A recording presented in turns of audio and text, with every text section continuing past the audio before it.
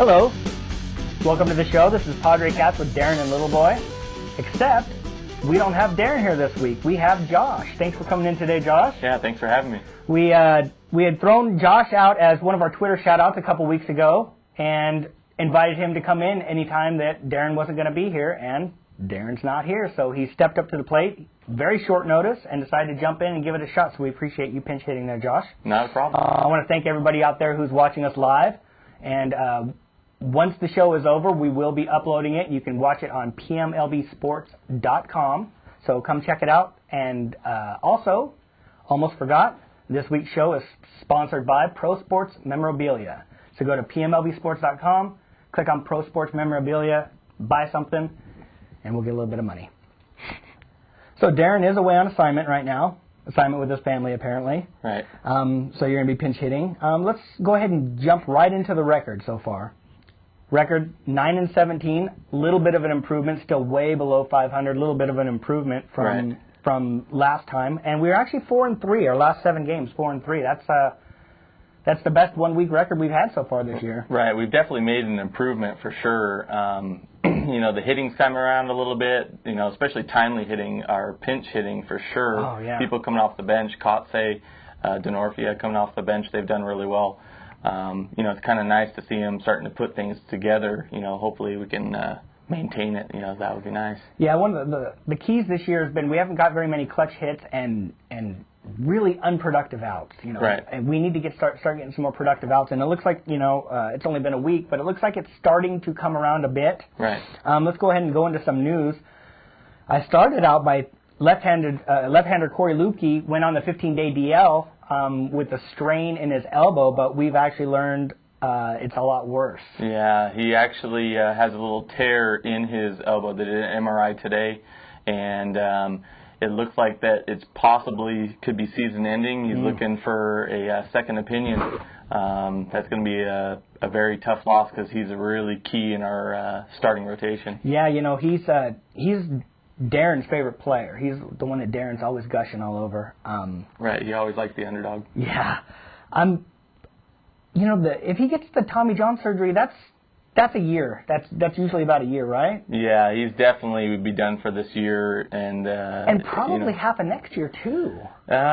It just depends. It depends on how well the surgery goes with the rehab and whatnot. He could be ready at the start of next season, but is definitely going to take a lot of hard work on his part. It always seems to me like they come back after a year, but they don't really come fully back until maybe another 4 or 5 months after that. They kind of ease him in a little bit, so he's not going to be the Corey Lupke that we had his last start for well over a year, I would say. Right. I'm guessing, a couple months into next season when we'll finally start to see him let it loose. He's going to be a little, hold offish, if I should say. Yeah. He's really going to hold back on his pitches because he's afraid of, doing more damage to his elbow. Right. Jeff Suppan, they brought him up. He had a pretty rough spring training. As a matter of fact, he got hurt towards the end of spring training. Right.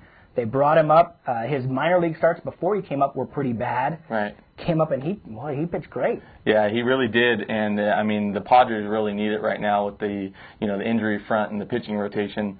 Jeff, he came in. He hasn't pitched since 2010. He's got 5 innings in, 5 really quality innings. Only gave up 4 hits. Walked 2, struck out 2. He had 74 pitches, 44 of those were for strikes, and he had 11 ground ball outs, so he was very efficient with his pitching. Huge. In the last inning that he pitched, the Padres turned what was a great double play, that ground ball to Alonso that Suppan ended up getting over and covering first. We haven't seen a whole lot of that this year. That was, I don't want to say that they put it all together and they've solved the problem, but boy, it's been really nice this week that they're playing a lot better. Yeah, their defense has definitely been better. That's something that they need to improve on if they're going to be competitive. Carlos Quentin expected to start his rehab assignment with AAA on Tuesday. Yes. What do you think he's going to bring to the team? You think that he's going to help with some of that offense? Well, I think we're all hoping he's going to be the Carlos Quentin of a few years ago. Right. The guy can put up, 20 to 30 home runs, drive in 70 to 100 RBIs, and that's exactly what the Padres need in their lineup right now. Oh yeah, for sure. The only guy that's really doing anything is Chase Headley right now, and he doesn't really, even though he's playing great, he doesn't strike fear, and I don't think he strikes fear into pitchers on the other team. No, he's very hot and cold. When he's hot, he's hot. I mean, he's leading the team in RBIs right now. He's leading the team in home runs. But yet, when he's cold, I mean, the guy strikes out a lot, and he's one of the reasons why the Padres are down in the bottom of, the rankings as far as strikeouts go. And it's possible Carlos Quentin can bring, like, almost a little fear. You got to have somebody that can come up to the plate that the other team's a little bit afraid of, and maybe he'll bring that, because they don't really have that right now. Right, and that's what they're hoping from him. They're hoping for that presence in the lineup. Yes. Even though I hate to throw like Pujols out here, but even though Pujols isn't doing so well right now, he's still a threat. They're very cautious with him. They'd rather pitch to somebody else than pitch to him, and that's kind of what the Padres need. They need to give the other guys a little better pitches to see. Yeah, that's a good point. We're going to move on. Problem spots for the Padres so far. Yonder Alonso, when he came over, I didn't know a whole lot about him. Like I've said in the past, I'm mostly a Padre fan. I just watched the Padres. Daren knew a little bit more about him. He said he's finished the season pretty good last year. He hasn't been hitting, but his defense has been really bad. Right. He's not only does he have the errors, but he's not making the tough plays. The tough plays that he's not making don't count for errors, but you need to make tough plays too, not just the easy ones. No, you're absolutely right, and it's I mean, the routine plays is really what kills you. They turn a nice double play, and they might botch throw a little bit, and he can't pick it up out of the dirt. Exactly, he's not picking up his other players. Right, and I mean, we're so used to seeing Adrian at first base, and I mean that guy was money. He was a Gold Glove, and to not have that, it's definitely a step back. Yeah, it really is. It really I've really noticed it this year, and because I didn't know what kind of defense he was. Daren, actually, I was talking to him before the show today. He told me he actually played left field for the Reds. Alonso did. And he did. Even though he's a first baseman, they didn't have anywhere because of Joey Votto. And see, that's something else that the Padres might have had an option with Kyle Blanks. If Kyle Blanks got hot with the stick, they could always have put Alonso in the outfield, had Kyle Blanks play first, to give you more power in that lineup. There's issues there too with his health. Blanks just can't stay healthy. That's too bad. I actually like Blanks. Daren always talks about the Padre fans kind of hate on him. I like him. I'd like to see him back. Absolutely. Bartlett and Perino. There's a lot of people. San Diego Gurley. We talked about her before. She's big on Perino. Right. I'm not quite sold on him. Him and Bartlett, they both seem to just be making so many dang errors. Now, I don't know if part of that is because Alonso's not picking them up or what's going on, but, man, these guys are just so many errors this year. Yeah, I mean, the thing with Perino, I think, is getting enough time. I mean, he's still young. Yeah. He's in his rookie season, so, I mean, he has plenty of time to grow. He's shown a lot of plate discipline. And, I mean, he's shown some glimmer on the field. I think he just needs to get out there and have some more routine action. Bartlett, on the other hand, I don't have an answer for him. I mean, he's kind of like Headley with the stick. He's hot, for a couple weeks, and then he's dead cold. And defensively, I don't know if he's got the range that, you would like to see out of your shortstop. Yeah, he's I remember when we had Chris Gomez as our shortstop, and everybody complained he didn't have great range, but his nickname was Steady Eddie. He made the plays that he could get to, and if you're not going to have the range, you better be money when that ball is within your range. And Bartlett just hasn't been. And I mean, again, going to somebody like that, like Khalil Green. I mean, when Khalil was here, I mean, his bat was okay, but his defense was phenomenal. And I think if you don't have one, you got to have the other. You can't not play defense and at the same time not be able to produce at the plate. I mean, this is the major leagues. These guys are 1% of the population. Yeah, that's a good point. And you bring up Khalil Green, and if you forget about towards the end, because he was really hitting bad at the end, but even though he didn't hit for great average, he was clutch. It always seemed like when he got up in a clutch situation, he came through. He did, and I mean, he had quite a bit of power. He had a year there or two that he had at least 20 home runs, and he just completely, head trauma. He just completely fell off the map, unfortunately. Yeah, that's too bad. I'm going to go up. We actually skipped this. I didn't realize it. I want to give a Twitter shout-out. At 619 Sports, he's a huge San Diego fan, and he's a really, really big Aztecs fan. He's a really, really good follow. So you guys out there, it's at 619_sports. Did you have a Twitter shout-out? Yeah, I also want to give a Twitter shout-out to, he's actually a really good friend of mine, and his name is at Boltz Pride 21. That's BOLTZ Pride 21. He's a huge, huge San Diego fan, a huge Aztecs fan. The guy's a diehard, and if you really are into San Diego sports, he's definitely somebody you got to follow. Those are the fun follows. The diehards are the fun follows, Absolutely.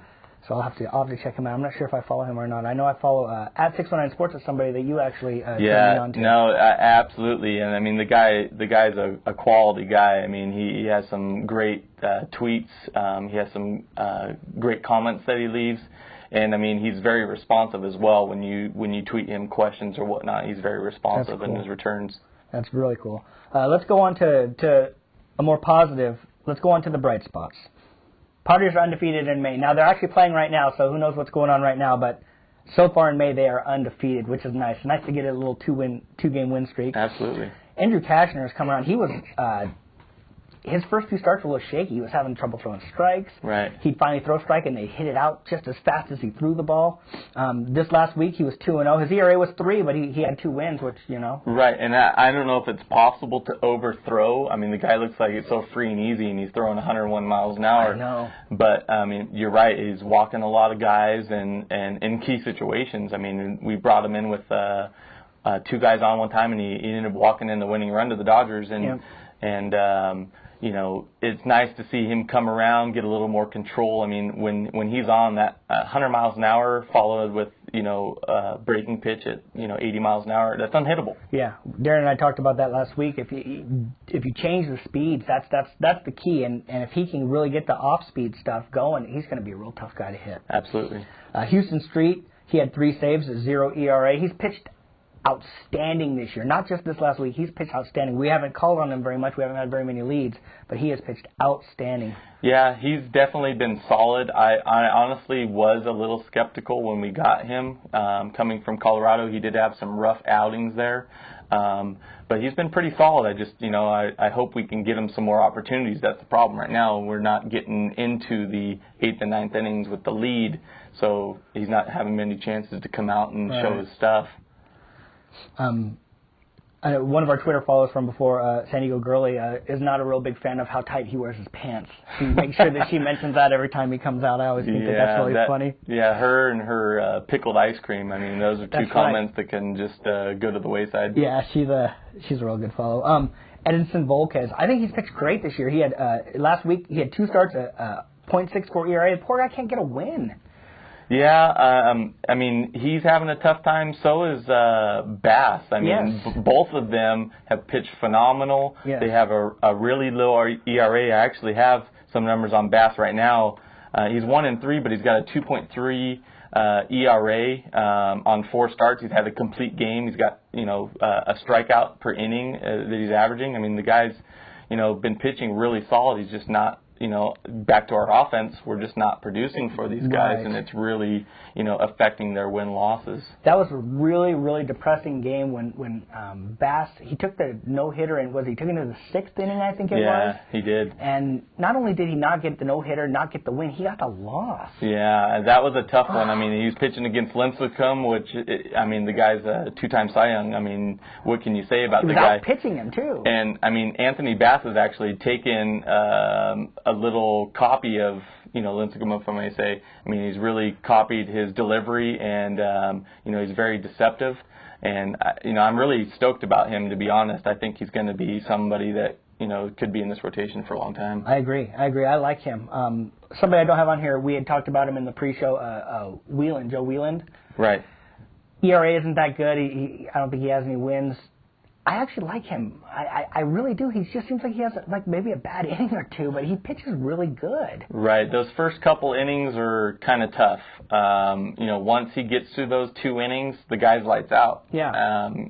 So I don't know what it is. I don't know if he's got a throw in that bullpen a little bit longer, get those couple innings out of him before he starts the game. Yeah. But once that guy settles down, I mean, he's solid. Right. And it's good to see that because our farm system hasn't really helped us a whole lot in the starting rotation. Yeah. I hope to see some good things from him. He reminds me. I remember when the Padres first brought up Jake Peavy, and he pitched really good, and he'd have a few bad innings every once in a while, and then as he develops and as he gets older, he kind of gets past that, and he becomes a really good pitcher, and I hope to see that out of Wheeland. Absolutely. Mark Kotsay, he had 2 doubles, a home run, 5 RBIs this week. Mark Kotsay, when we signed him, I was like, are you kidding me? Why are we bringing back Mark Kotsay? I was really down on that. Right.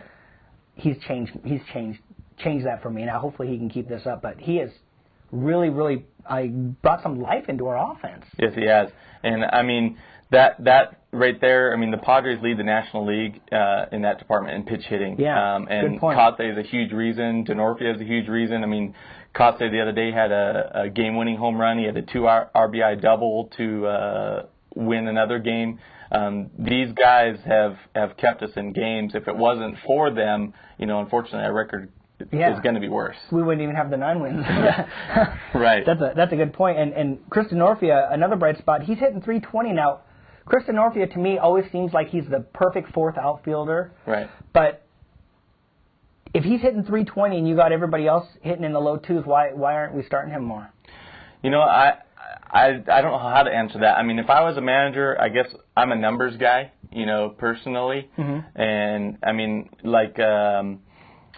I would probably throw him out there consistently until he, let me down. Right, until he's not leading the team in hitting. Right. Give him the chance to blow it, I guess. I mean, he's the only guy batting over 300 right now. Right. How could he not be in the lineup every single day? Right, unless they just like the contribution he's making, and maybe they think that that's more value to, I don't know. Yeah. I don't know. I mean, there's not enough hitting going on in this lineup to not have him in there on a daily basis. And I do got to think that if you put him out there on a daily basis, that is going to come down because I don't think Chris Denorfia is one of the 3 top outfielders on the team, but he's playing like the best offensive outfielder on the team right now. So I mean, get him out there, I guess. Well, I mean, his legs are good. I mean, Guzman is going to be a solid bat. He proved it at the end of last year. But he's starting to turn around a little bit this year too. But you can see like the Klesko effect in the 8th inning. They bring in Denorfia for that that upgrade in the defense. Yeah. And if he keeps playing solid defense, keeps hitting like this, it's going to be hard to keep him out of the lineup. Yeah, that's a good point. All right, we're going to move on. Every week I ask a different baseball question of Daren, and he's not here, so I'm going to ask one of you. Now we've actually covered this before, but I want to get a fresh take. A lot of people talking, and they've actually talked more about it now, bringing in the fences at Petco Park. What do you think about that? You think they should be bringing them in? Personally, this is just my own personal opinion. I like offense. I mean, I like pitching and defense, but if you think about the casual fan, they're not excited about a 1-0 game, a 2-0 game. They want to see runs scored. And there's been so many balls that the Padres have had late in games that could have won the game or tied the game that have, fallen on the, warning track. And if in right field especially, if they just brought that in, at least to the front cutoff of the warning track, we're going to see some more production out of our left-handed hitters. Now, the flip side of that, it's pick your poison. Right. So, I mean, yeah, we bring them in, and that may help our offensive production and may get us a few more wins, but at the same time, it could be a complete, slap in the face. See, the way I look at it is I don't even think the Padres have warning track power. They really don't seem to have even warning track power. And you want to bring in the fences for a team that has warning track power, and we don't. I think that it's going to actually hurt our pitching a lot more, and that's just short term. Long term, I love the fact that Petco Park is unique. Right. It's not like cookie cutter like all the other ones. It's a type of park you can actually build a team around. It's not like equally balanced or anything. We can build our team around pitching, and long term you can get yourself quite an advantage if you build a team towards that. I like the fences where they are. I don't think that they should move them in. I think that long term it won't be good, and I think short term we'll actually give up more home runs. It will hurt our pitching more than we hit. Which I honestly could agree with that, and that's another big reason why they're high on Alonso is because he's a gap guy. Yeah. And I think that's what we need to fill our lineup with. We need to fill our lineup with more people that are going to hit the gaps. They're going to drive in, runs and, have a high average. The guys that hit it out of the park aren't going to benefit from here. Granted, we did see Braun come in here the other day and hit 3 home runs on us and then knock in a triple. But, I mean, he's a freak. Yeah. He's a cheating freak. Yeah, right. He's one in a very small group that has power that can consistently hit it out of Petco Park like that. Right. Well, first of all, anybody can come in and have a 3 home run game. It can just happen. You just having that type of day. The park isn't going to make much of a difference. Right. I just had a, no, he's not. I'm going to say that to the producer. I'm not going to tell you what the question was, but the answer is no, he's not. All right. Another section that we had talked about, we brought it in last week, and we're going to bring it in every week. We're going to call this the Schadenfreude section. And this is where we get to laugh at a ex-Padre who is having a rough time. And, of course, everybody's going to know who this is, Heath Bell. Heath Bell last week blew 2 more saves.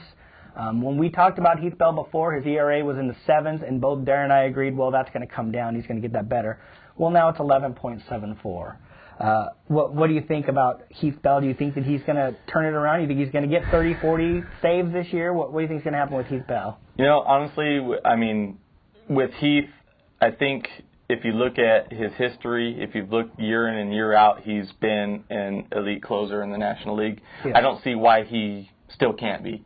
I mean, we can't expect everybody to go out there and be perfect. Again, not to plug Pujols again, but that guy's a beast at the plate, and the guy hasn't hit a home run yet, has he? He has not hit a home run yet. And I mean, Heath Bell is just going through a rough time right now, and he's going to have that moment where he has that big save, and it's going to spark that fire, and it's going to cause him to just roll right along. Or maybe something like what happened yesterday was, save situation came in, they brought in Mujica, another ex-Padre, and he came in and got the save. Right. So maybe he needs to sit down and watch. And it's not that it's not like they're mad at him or punishing him, but if he's having a rough time, they got to try something else. You can't keep rolling somebody out there and letting him. I mean, he's not coming in with a 2-1 lead and blowing the save. He's coming in with like a 5-2 lead. He's coming in with 3-run leads and blowing those saves. He's blowing them bad. He's blowing them ugly. And I'm not going to lie. The homer in me hopes he blows a save this weekend. Yeah, that's just me.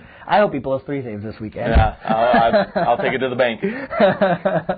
All right, we're going to move on to our Player of the Week section.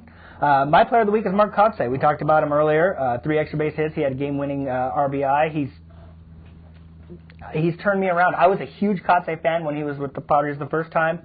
When we signed him again, Daren said it perfectly. Typical Padre signing. Sign a guy who's a little bit past his prime, a little bit old.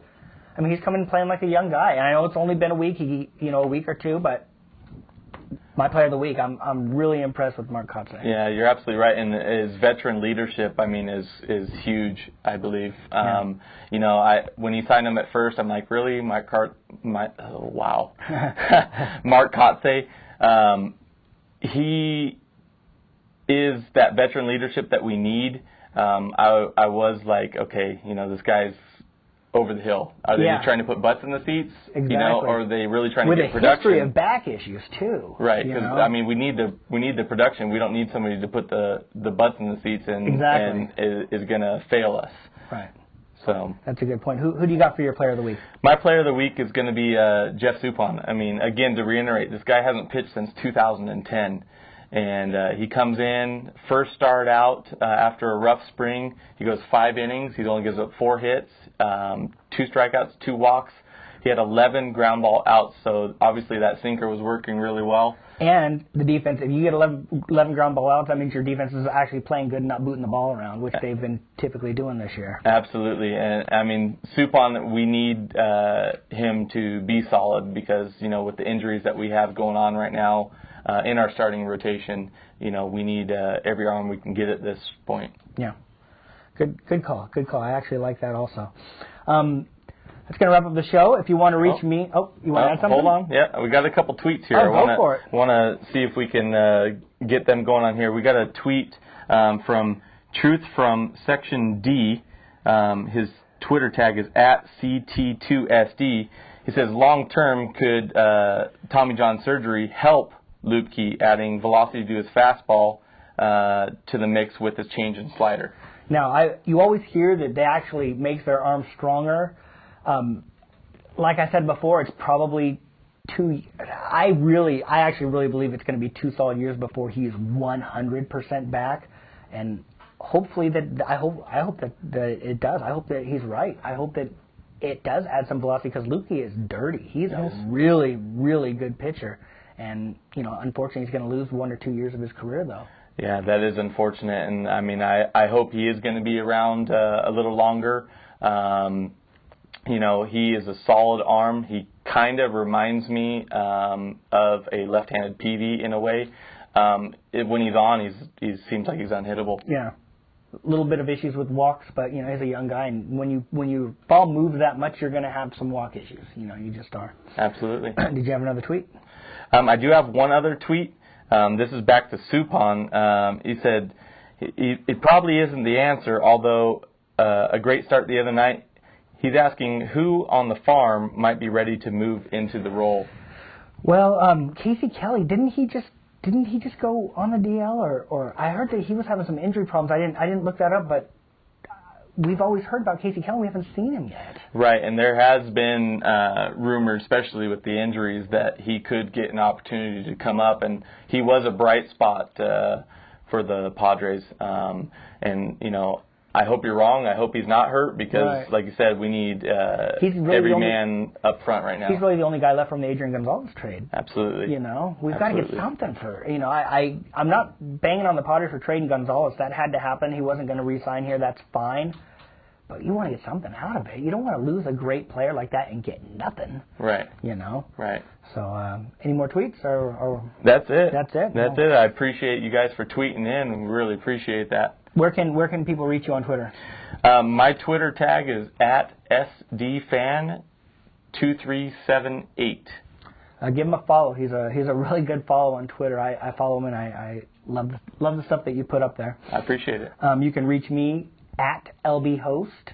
And once again, we stream live every Friday at a time to be determined, usually around 6 or 7 o'clock. Once the show is done, we will upload it on PMLBsports.com, so check that out. And, tweet into us, follow us on Twitter, tweet in any questions. We will answer them. I want to thank everybody for watching. I want to thank you for coming in, stepping in, and I hope that, next time Daren is, taking a nap out on the grass or whatever, you can come in and do it again. Believe it. I have no problem stepping into his shoes. I got all the answers for you, big brother. Yeah. There's Daren right back there, by the way. Yeah. Hey, nice nap you got going on there. All right. Till next time, everybody. Take care. Thank you. Yeah, have a good one.